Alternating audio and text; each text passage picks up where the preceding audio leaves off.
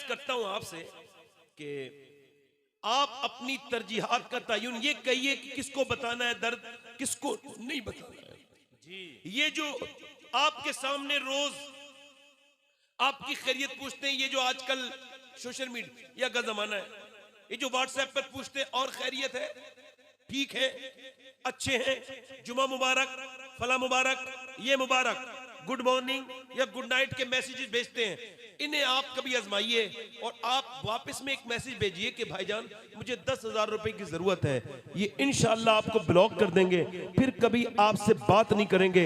ये इस दुनिया को समझिए कि आप जिसके सामने रोते हैं वो आपके लिए संजीदा नहीं है। गौसे आजम फरमाते हैं सबको हाल बताओगे तो बेहाल हो जाओगे, हाल उसे बताओ जो हाल बदल सकता है। क्या बात है।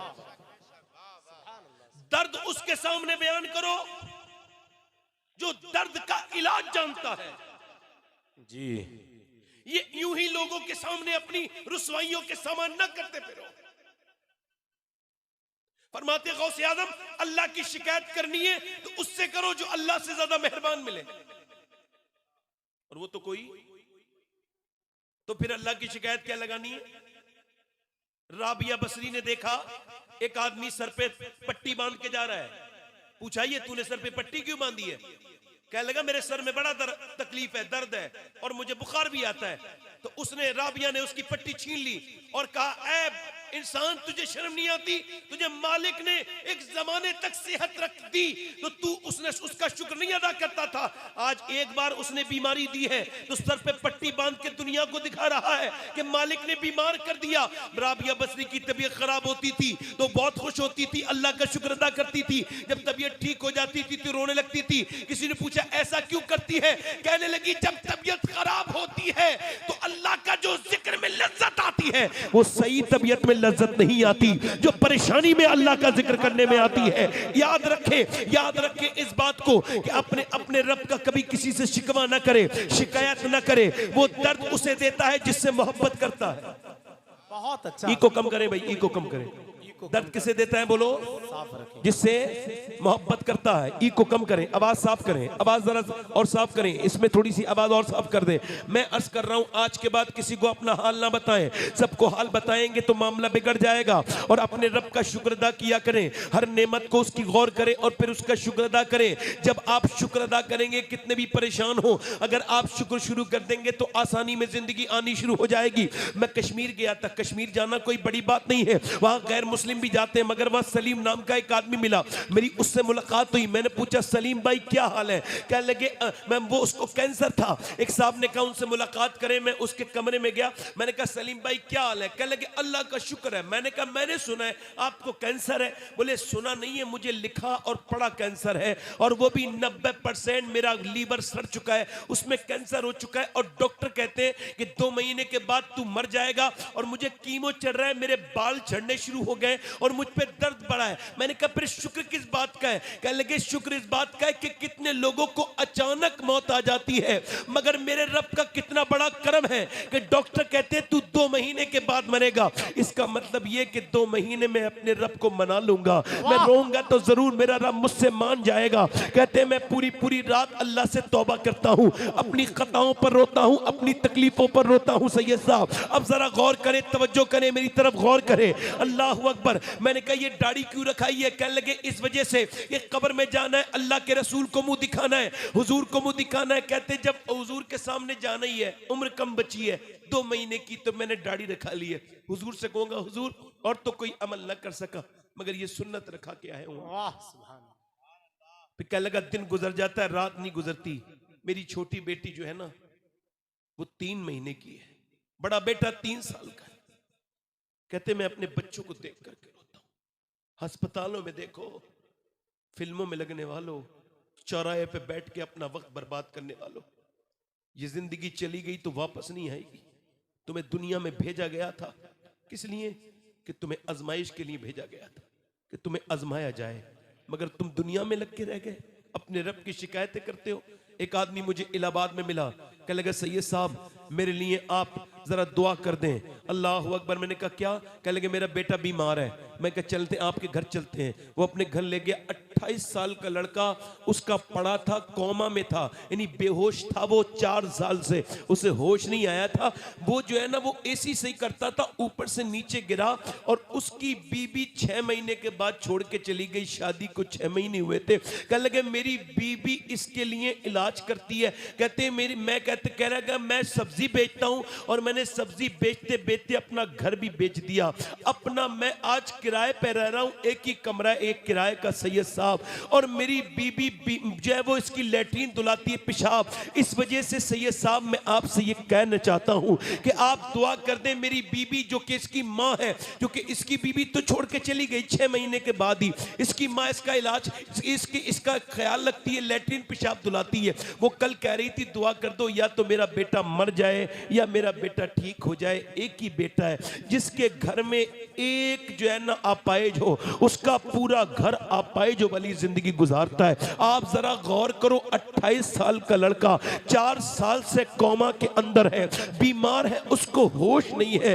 फिर मुझे अपने हुजूर की हदीस याद आई, अपने पैगंबर की हदीस याद आई। मेरे नबी फरमाते जिसके पास एक वक्त का खाना है और जिसको अल्लाह ने सेहत दी है, वो मालदार है, उसको शुक्र अदा करना चाहिए। शेख सादी कहते हैं मैं गुजर के जा रहा था रास्ते से, मेरे जूते टूट गए, टूटते चलते फिर चला मैं चला जो है वो सड़क पर, गर्म सड़क पर, तो मेरे पाँव में छाले पड़ गए और छाले फूट गए और उसके अंदर जख्म रिसने लगे, मेरा चलना मुश्किल हो गया। मैंने दुआ की, ऐ अल्लाह इतना तो दे दे के जूते खरीद लूं। कहते अगले मोड़ पे मुड़ाऊं तो अगले मोड़ पे मुड़ाऊं तो देखा कि एक आदमी है, उसके दोनों पांव नहीं थे। मैं सजदे में गिर गया, मैंने कहा मालिक मेरे कम से कम दोनों पांव तो हैं, तो इसके पास तो दोनों पांव ही नहीं है, मुझे माफ कर दे, मैं तेरा नाशुक्रा हो गया था। ऐ लोगों अपनी सेहतों पे अल्लाह का शुक्र अदा किया करो, उसके सामने रोया करो।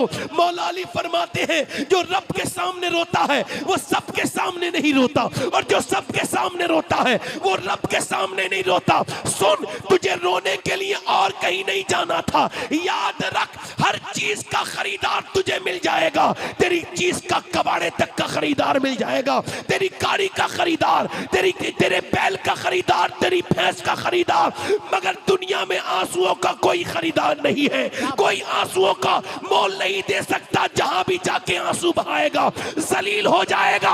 अल्लाह फरमाता है आंसुओं का कदरदान मैं हूं, मेरे पास आके रो। और याद रख तू जमाने में किसी के पास भी रोएगा, वो तुझे एक दिन तेरी नजर उठने नहीं देगा, कहेगा ओह आज अपनी औकात भूल गया, एक दिन मेरे आके रोया था। तो याद रख तू जहां भी रोएगा नजर नहीं उठा पाएगा, मगर अल्लाह फरमाता है सुन, तू कहीं और रोएगा तो नजर तेरी वो उठने नहीं देगा। तू मेरे सामने रो, मैं तेरी नजर झुकने नहीं दूंगा। नारे तकबीर, नारे रिसालत, नारे गौसियत, मसलके आला हजरत। सुभान अल्लाह, सुभान अल्लाह, वाह वाह। बोलो रोना किसके सामने, बोलो अल्लाह, जल्दी बोलो किसके सामने रोना है। अब नौजवान नस्ल मेरी खड़ी है, लड़के इको कम कर दें भाई, नौजवान नस्ल के लड़के खड़े हैं, इनसे गुजारिश करता हूं मेरी तरफ गौर करें, ध्यान दें। पहले लोग अल्लाह से मोहब्बत करते थे, उससे डरते भी थे, अब नहीं डरते जी। हजरत सैयदना इमाम हसन बसरी कहते हैं मेरे जमाने में एक हाफिज कारी था, जो बसरा का सबसे बेहतरीन हाफिज भी था, कारी भी था, मेरा मुरीद भी था। कहते हैं एक दिन वो सुबह सुबह मेरे पास आके रोने लगा, फजर की नमाज के बाद। मैंने कहा क्यों रोता है? कल लगा हुजूर बात यह है कि कल से मुझे कुरान भूल गया।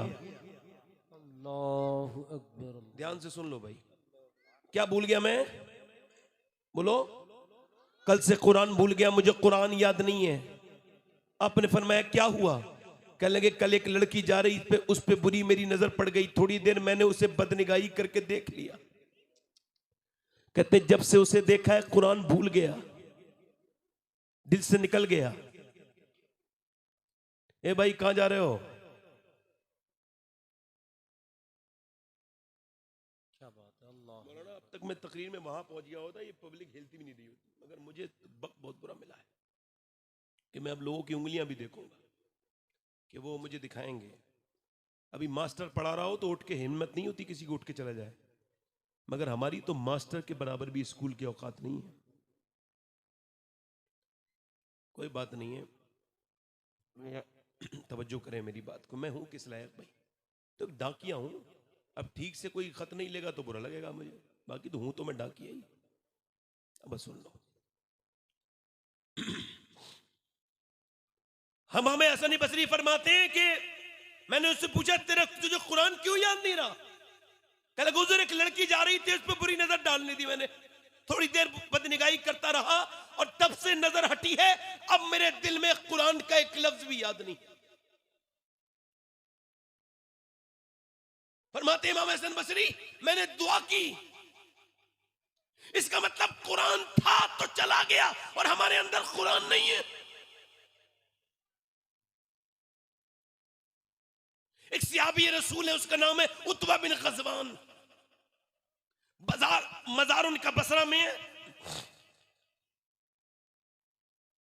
उनके मजार पे मेरी हाजिरी हुई। वो तलवार चलाते थे, चलाते चलाते उन्होंने तलवार फेंकी, अपना खंजर निकाला और अपनी सीधी आंख निकाल के फेंक दी। अल्लाहु अकबर अल्लाह। जब आंख निकाल के फेंकी तो शोर मच गया पूरे लश्कर में, ये क्या कर दिया भाई, ये तुमने क्या किया? हजरत अबू मूसा अशअरी कहते हैं मेरा दोस्त था, मैं उसके करीब गया, मैंने कहा तूने ये आंख क्यों निकाली है? कहने लगे गुनाह का जिक्र भी गुनाह है। नहीं बताऊंगा। मैंने कहा बताना, क्यों आंख निकाली है? कहने लगे हुजूर बताऊं? कहा बताओ। का बात ये थी, एक औरत इधर से गुजर के जा रही थी, उस पे मेरी एक आंख पड़ गई बस गलत तरीके से, तो मुझे हुजूर की हदीस याद आई। हुजूर फरमाते हैं जो बदनिगाही करेगा उसकी आंख में जहन्नम की कीलें डाली जाएंगी, जहन्नम की सलाखें। वो इंसान जो एक कीड़ा आंख में बर्दाश्त नहीं करता, क्या वो मरने के बाद क्या वो जहन्नम में अपनी आंखों में ये कीलें बर्दाश्त कर पाएगा? बड़ा जरी है मुसलमान, बड़ा आज जरी हो गया। सुनो, वो कहते हैं मैंने अपनी आंख निकाल के फेंक दी, इस वजह से कहीं मेरी एक आंख मुझे जहन्नम में न ले जाए। अबू मूसा अशअरी कहते हैं उसकी एक आंख से आंसू गिर रहा था और एक आंख से उसकी खून गिर रहा था। वो मुझे पागलों की तरह कहता था क्या मेरा अल्लाह मुझे माफ कर देगा बदनिगाही पर? मैं उससे कहता था अल्लाह तुझे तो माफ करेगा, तेरे अलावा जो तेरी बात सुन करके तौबा करेगा अल्लाह उसे भी माफ करेगा। मगर आजकल के नौजवान लड़कों को फ्री डाटा मिल गया है, फ्री मोबाइल मिल गया है, इनके मोबाइलों में गंदी तस्वीरें हैं, गंदी फिल्में हैं। कौन सा ऐसा नौजवान बैठा होगा जो गंदी फिल्म नहीं देखता होगा? अब तो मियां बड़े बेहयाई और बेशर्माई का दौर है कि बुर्के वाली लड़कियां सिनेमा हॉल से बाहर निकल रही हैं और कह रही हैं मैं फला फिल्म देख के आई हूं, फला फिल्म फला हीरो की फिल्म देख के आई हूं। तौबा तौबा, उसने बड़ा अच्छा परफॉर्म किया है। मैं उस बेटी से कहता हूं बेटी बुर्का ओढ़ के निकल रही है सिनेमा हॉल से, तुझे शर्म नहीं आती? तू इस कौम को बिल्कुल बर्बाद कर रही है। अगर नहीं है तुझे शर्म आती तो तुझसे यही एक गुजारिश है कि तू या तो अपना